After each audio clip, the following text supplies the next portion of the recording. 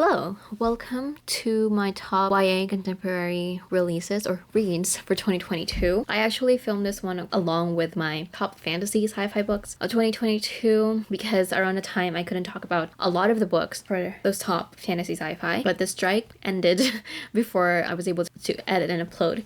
So I'm filming this one right now. So I will be inputting the clip that I had already filmed a few days ago. So there's that, but I will be interjecting with Parachutes by Kelly Yang. One of the main things that I really like about this one is one of the main characters is Filipino, and we are following these two characters who are part of this school. One is called a parachute. So parachutes, I didn't know about this term before. So parachutes are students or teenagers who are dropped off by their parents to the US while their parents remain in Asia for schooling, for education. And Claire Wang is one of those parachutes, and Danny de la Cruz is her new host sister. So Claire is living with Danny, and we are following these two characters as they navigate this new school, and also like the relationship that they have and like the differences in class. Essentially, they are both really smart, really capable, really driven characters, but they have a lot of differences that they had to go through, and I loved seeing the way that they grow and change and, you know, form this bond together. It's really easy to look at one of the characters and like, especially Claire, because she's definitely privileged. It's very easy to see her and hate her for who she is and what she is, but like I said, I really liked her character still because you can tell that she is a good person, but the environment that she's grown up in hasn't really taught her the world outside of what she knows. And so it's hard for her to understand how other people can be, especially Danny, who's like, again, very different from her. Danny, who's had to work twice, if not 3-4 times harder than the rich kids to get into this school and to stay in this school. So I just really enjoyed this book because main characters are very layered. Seeing them grow and change, I really enjoyed it. So Parachutes by Kelly Yang. Scatter of Light by Melinda Lo. I read last night at the Telegraph Club last year, I believe, and last year I read A Scatter of Light. I love this one. This was also still in the I believe this is still like in the 1900s, maybe early 2000s. Don't quote me on that, I'm not 100% sure. But in my head, this is still like historical fiction in some way because it happened way in the past from what I remember. But beautiful story, beautiful characters, heart-wrenching too. I'm gonna read to you the blurb. It says, or you know what this is about. It says, a masterful queer coming-of-age story set against the backdrop of the first major Supreme Court decisions legalizing gay marriage. Area Tang West was looking forward to a summer on Martha's Vineyard with her best friends, one last run of sand and sun before college. But after a graduation party goes wrong, Aria's parents exile her to California to stay with her grandmother, artist Joan West. Aria expects boredom, but what she finds is Steph Nichols, her grandmother's gardener. Soon, Aria is second-guessing who she is and what she wants to be, and a summer that once seemed lost becomes unforgettable for Aria, her family, and the working-class queer community Steph introduces her to. It's the kind of summer that changes a life forever. Definitely that last line. It was definitely a summer where at the end of it, everything was just like, but what now? Like everything is like different and changed for our main character. I wanted to hate this because of the ending, and like everything that happened in the story, I've heard a lot of like kind of mixed things with everything that happened in the story and how it ended. But to me, it was like, that's essentially like what the blurb is saying. This is going to be a life-changing summer for her. And so with that ending and everything that happened, I felt like that's the story. Like that's like I accepted it as difficult as it was. Like, you know, you just kind of wish things happen differently and end differently, but in real life it doesn't really happen that way. So to me, that's just what it felt like. It's not gonna follow certain like plot points. Life isn't gonna follow certain plot points, and I think that's why it's gotten those like mixed reviews. But to me, I really love this one. Painful though, but I loved it. Okay, the next one is Convenience Store Women by Sayaka Murata. Another one a lot of people have loved, a lot of people have talked about. Highly recommend. This is 200 pages, and it's like a tiny, no, not even 200, it's like 170 pages. It's like a tiny book, very short. You can read this in one sitting, definitely 100%. And this is gonna be a hard book to read as well because of what happens and what our main character goes through. It's not said exactly that she is neurodivergent, but that is how she is coded. That's how she was written. So everything that she has experienced and everything that, you know, the way that she's been treated by the people around her made me so infuriated. Also mixed things about this one as well, especially with how it ended. But again, to me, that it's life. I'm gonna be realistic about it. I get it. I see it. And it provides more of like a reflection type of, these are the stories that really just like, they end up just making you reflect on on your life and other people's lives, and we can always expect like certain like neatly tied endings to certain things. Again, I loved it. And then another one that's very emotional is 𝐰𝐴𝐴𝐿 by Han Kang. Another one that I've heard a lot of people loved and a lot of people talked about. This one is also one of the books that RM, Namjoon from BTS, recommends. So I've had this for quite a while, and I've known about this book for quite a while, and I finally picked it up for the readathon that happened earlier this year, or last year.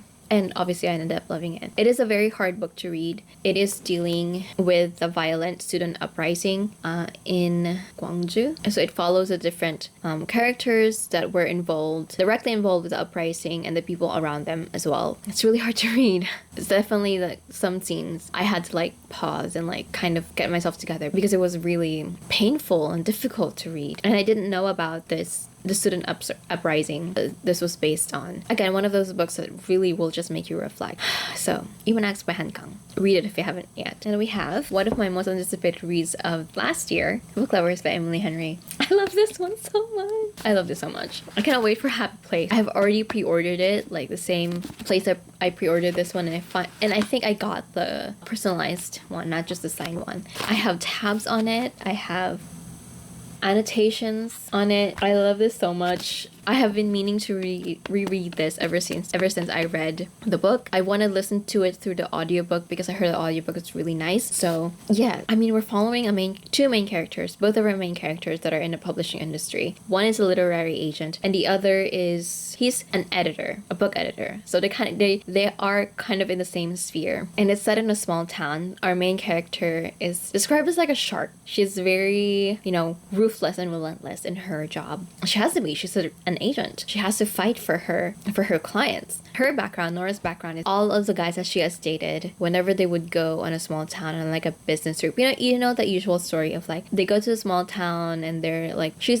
her, like she's relentless and ruthless, a very corporate type of person, and then they meet someone who's like a complete opposite from this small town and have them kind of changes them and makes them want a more laid back, relaxed life with this person. All of her boyfriends, it's happened to them. She's always the girlfriend or the fiance that was left behind, who was very similar to them, a city woman. In this small town, Harley is very similar to her, also in the publishing industry, and it's like her goal was like to meet someone from this small town who will kind of like also change her life in a way. Well, at least that's what her sister Libby wants for her. But yes, it's so well done. Like Emily Henry just like makes her characters feel very real. And everything that happens in the book, like the way that they got to know each other, the way that they interact with each other, everything was just like, I loved it so much.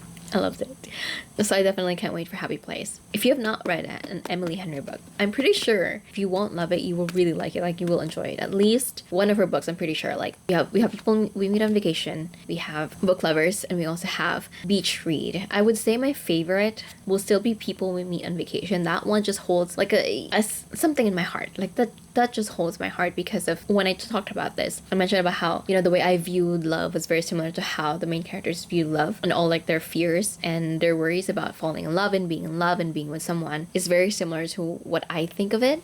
So that was just like I just saw myself a lot with those two characters. And again, it's childhood, it's friends to lovers. I love a good friends to lovers. This one is like, they're not enemies necessarily, but it's definitely like there's animosity between the two characters. Beach Read was also kind of like more enemies hate to love. So I would say People We Meet on Vacation, Book Lovers, and then also I've also read A Million Junes. I would put A Million Junes in the same level as Beach Read. I really like that story too, and I can't wait for Happy Place, like I said. So Book Lovers. And then another one that I know I mentioned, Lovely War, is a love story. This one is like a love story too. 7 Days in June by Tia Williams. I have heard so many people talk about this book, and for good reason. And we're also following two characters. They're both authors, and they have known each other, or they met when they were teenagers. So it's kind of like old friends to lovers, and they're both, throughout the years in their books, they have written about and in a way for each other in their books. And they meet again years later. Along the way, we're kind of learning like how they really met and what kind of relationship they had. And a lot of trigger warnings for this one, definitely. And again, I just love both of them, both of their characters. Like they both just serve the world, and they're the kind of people that you would say are soulmates. Like you can see the connection that they had when they met when they were younger. But then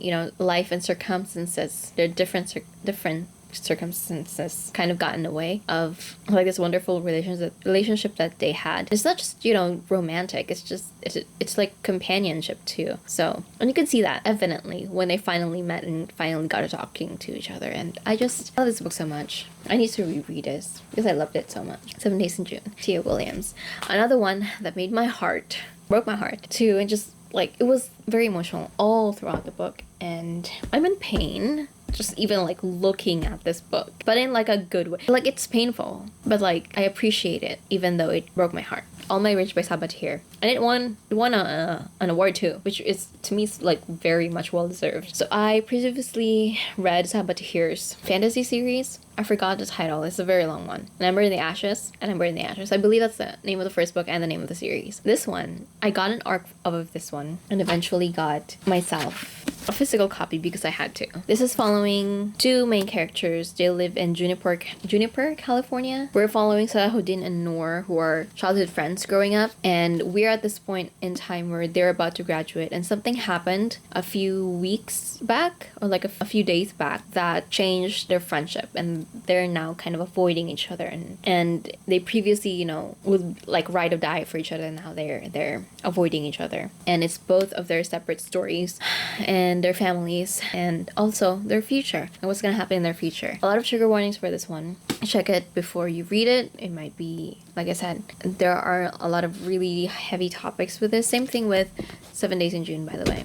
Check the trigger warnings. A lot of sensitive topics, and just, they're both young children. They're both children trying to decide what they want for their future, while also, of course, taking care of their family, also worrying about their family and their parents. Maybe cry a lot. It's about friendship, it's about family, about love, and not just like romantic love, but like love for your family and your friends, for your companions, for your community. It's hard to talk about this book without saying anything and like not just going into a tangent of like how it made me feel. But All My Rage by 𝐁𝐴. Be prepared with how emotional this is, but it's a very beautiful story that I feel like everyone should read. And the last one that we have here is The Red Palace by Junher. I think I read this one for the Koreadathon as well. I had really great reviews for the Koreadathon last year. This is a historical fiction following, I believe she is a nurse, or a palace maid. Yes, she's a palace nurse who is thrust into this murder investigation, and it's very atmospheric. I love following the main characters that we have. There is a bit of romance in here as well